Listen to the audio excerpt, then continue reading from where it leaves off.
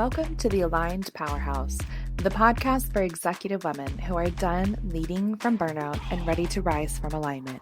I'm your host, Dr. Brittany McGeehan, licensed psychologist, high performance and mindset coach, and guide for high achieving women who are ready to lead, live, and love without abandoning themselves.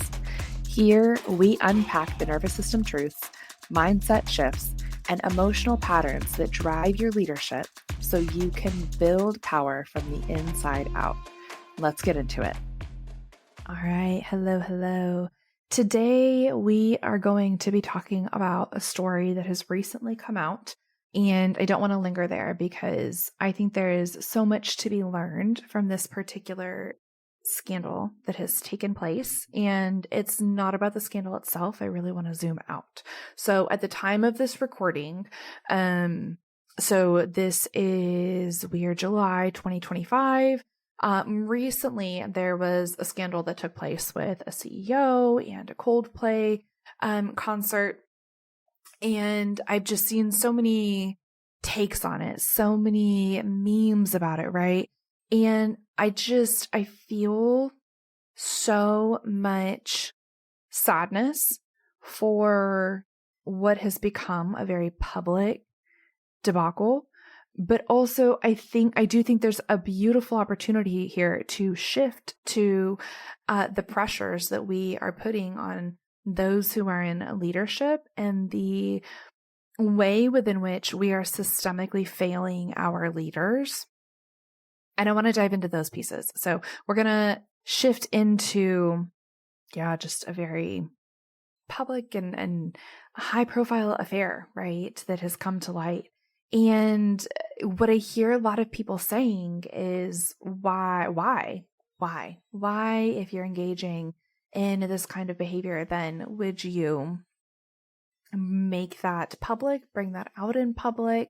This is a lot of the criticism that has been taking place. And I think that this story is such a textbook example of the lens within which I have come to understand high performing individuals and the way within which they have actually gained their leadership skills, the things that make them successful in the workplace, are actually stemming from childhood wounds. So this lens that I use to understand this phenomenon is called the Powerhouse Paradox. That's really what I want to focus on today. So if you are in any kind of senior leadership, you understand that leadership is all about pressure. It is a pressure cooker. And the name of the game is being able to still take action, take behavior, tell your team what they need to be doing, or to spin a story, right? In order to move in best interest of the team itself, the company itself. At home, this looks like the mom who is saying, all right, we're all going on a walk, right? Or continues to push forward even though she's feeling incredibly burned out. So let's unpack the Powerhouse Paradox a little bit here.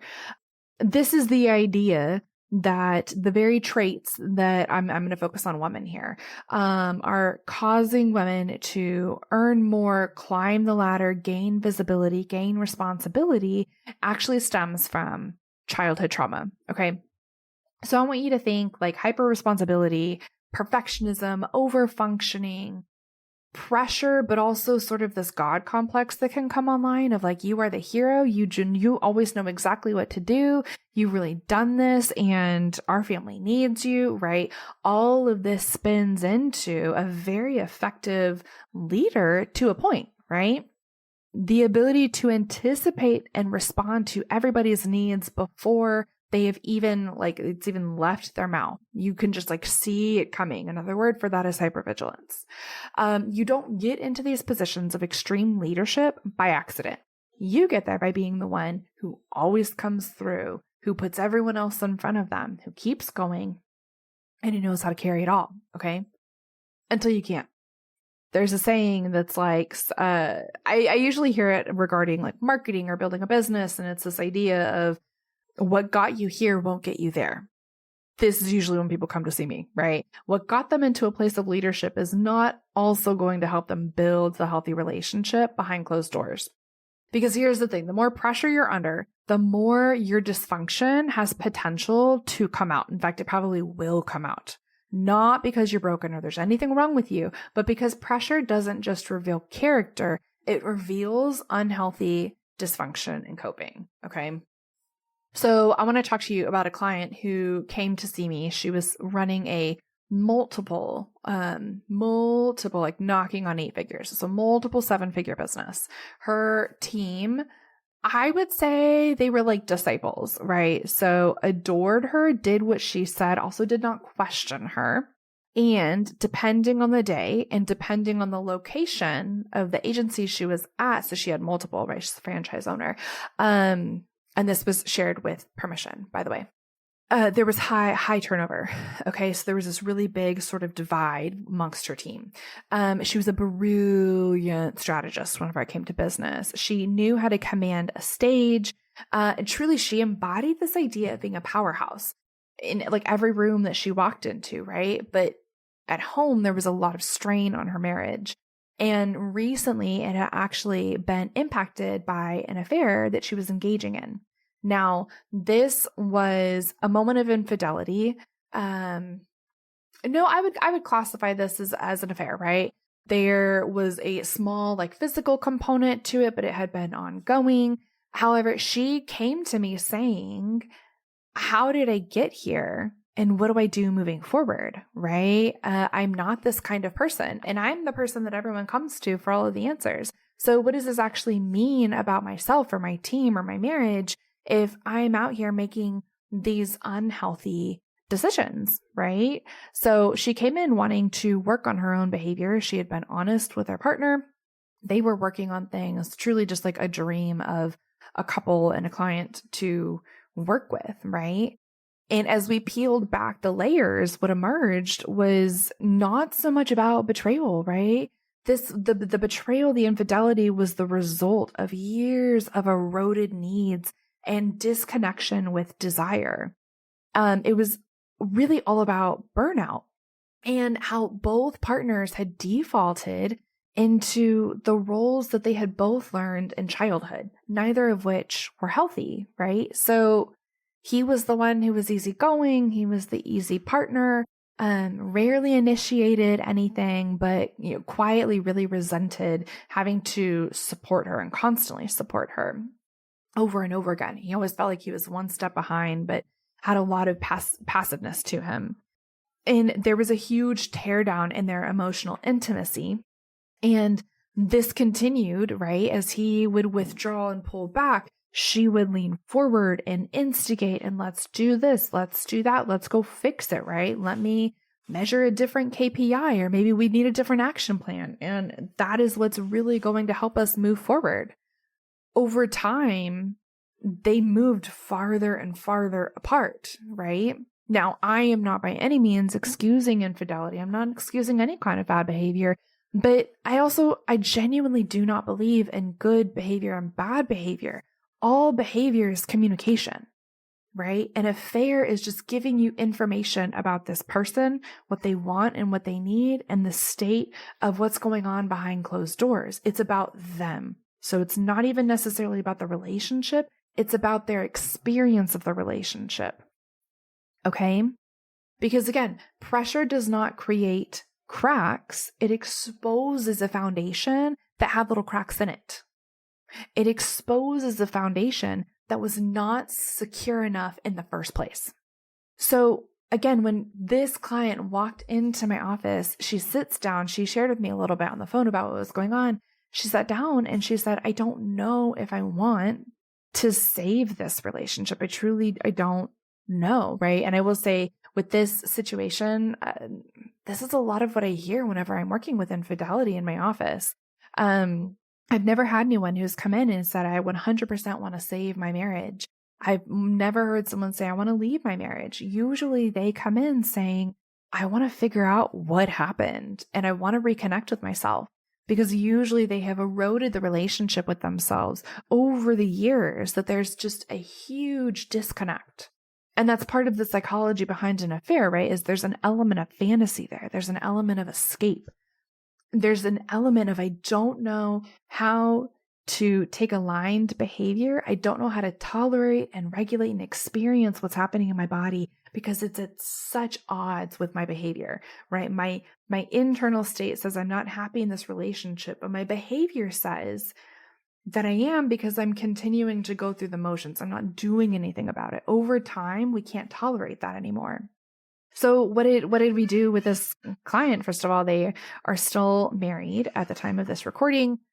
She rolled up her sleeves and did incredible work from the inner child perspective on her nervous system, on her ability to regulate, not just within her current relationship, but on what got her here in the first place, right? Because she was a phenomenal leader. She is a CEO of a almost $1 billion company, knows how to run a business like the back of her hand, and was just really struggling behind closed doors. So that didn't just take insight. That didn't just take some nervous system work. It also took a lot of identity work. So reconstructing what her identity was going to look like on the other end of this, when she stopped overfunctioning, when she stopped putting everyone else in front of her. And what she was really working through, and what I'm pushing a lot of leaders to consider, is learning what it looks like to lead without necessarily losing your edge. This is the question I get over and over again, whether I'm running a workshop, doing a talk, whether I am working with a one-to-one client, is like or if I have someone coming into the retreat, right? I want to do this work. I know that it's what's healthy for me, but I am terrified that if I do this, I'm going to take my foot off the gas and I'm not going to hit my numbers this quarter. And truly what this client got to experience was how that softness actually helps you to hone your ambition. It's not about decreasing. It's not about being too afraid to rest because what if I can't get back on the horse, right? But how to truly receive in your partnership and in work, in your business, without earning, without hustling, and how to rebuild a relationship where both people led and flowed together emotionally, logically, spiritually. They created what I refer to as a second marriage, right? One where we are aware when the inner child is online and is moving into a place of overfunctioning, is moving into a place of rescuing and feeling afraid and shrinking their needs because they don't want to scare anyone off, but actively reparenting that piece of themselves and saying, hey, that happened. That is true. There are feelings about this. There's a very real reason that you feel that way, but we actually don't have to continue that pattern. We can do something different, right? Now, let's zoom back out a little bit here. One of the most common patterns that I see in high performance coaching that I'm doing with people is reenacting their childhood roles, even in their companies. Okay. The overfunctioning, the parentified daughter becomes the overfunctioning, controlling, fear-based CEO, because CEO is that's about as political as you can get, right? You are the face. You are everything. You want to talk about a copy and paste role of oldest daughter. It is CEO, because you truly, one, have to know how to manage your team. You have to know how to read a room of the economy or wherever it is that you're functioning in, right? And you have to know how to perform under pressure. And your face should not always match your insides, right? Because if you waver, if you this, if you that, if you crack, the idea is then my people get scared.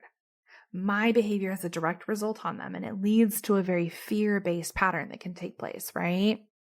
I also see the anxious and the emotionally tuned in teen becomes hypervigilant. The hypervigilant senior leader who can now anticipate a team member's burnout before they even admit it, but also cannot truly help them co-regulate because they themselves are not co-regulated. Okay. I see the neglected child who becomes the boss, who micromanages, not out of control, but out of fear of being irrelevant again, right? Don't forget about me. I can't let you truly succeed because my identity is wrapped up in being needed. So instead, I'm going to micromanage. I'm going to tell you how you could have done it better. I'm not actually going to give you support in terms of you turning into a leader yourself. Instead, I'm just going to continue to come behind you and stand over your shoulder, right?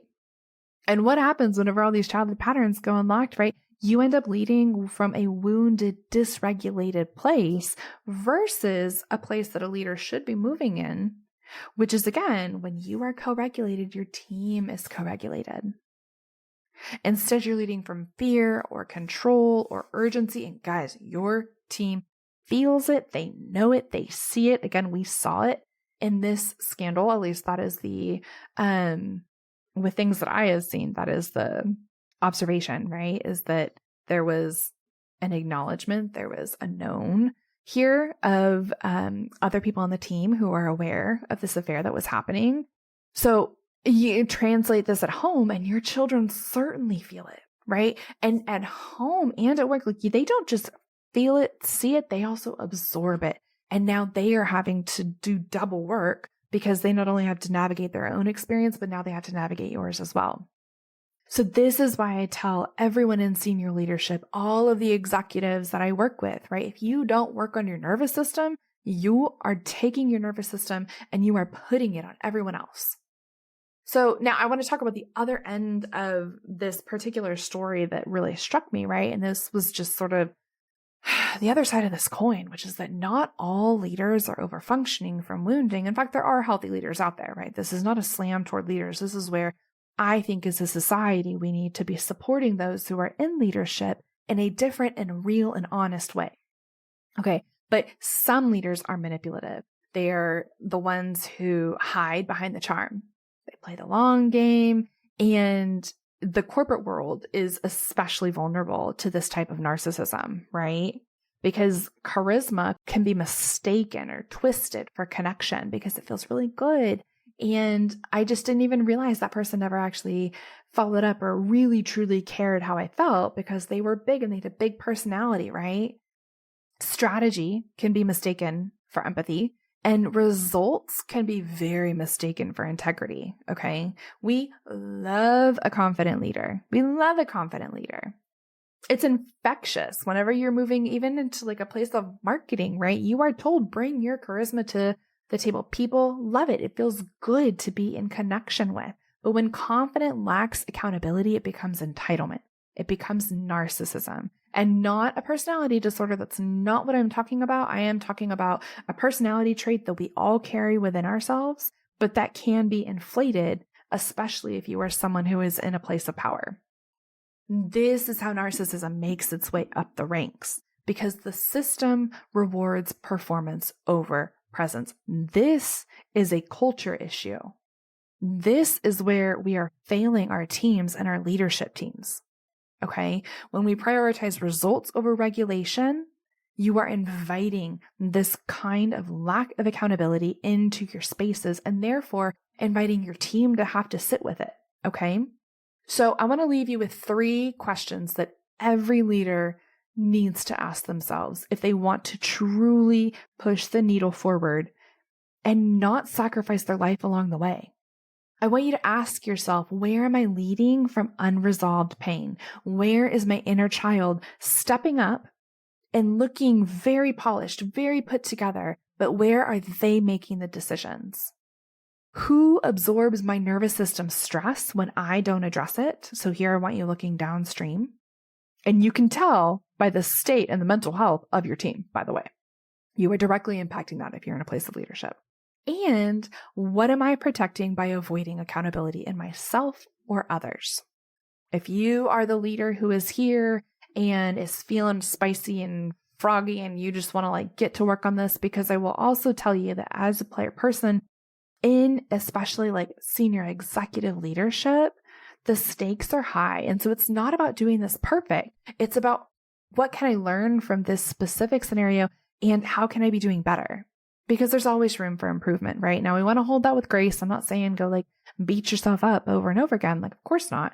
But if you are in a place of power, I would argue that your unfinished business is part of what got you there. Otherwise, you're not listening to this podcast. Okay. And if so, then there is room for growth there. This is also a huge call to culture as a whole, right? How do we support leadership? How do we see the gift of leadership and of true delegation and building a team up and truly separate that from results? I think that's a larger question here. Alrighty, guys, that's what I got for you today. I hope it was helpful, and I'll see you in the next one. Alrighty, friend, that is all for today's episode of the Aligned Powerhouse podcast. I want to thank you so much for tuning in. And do me a favor, if this episode resonated, I want you to share it with another powerhouse woman in your life who is ready to lead and love from a place of self-trust. And don't forget to follow, subscribe, and leave a quick rating or review. It really does help more women find this work. New episodes drop every week. Until then, lead with self-trust and let yourself be seen.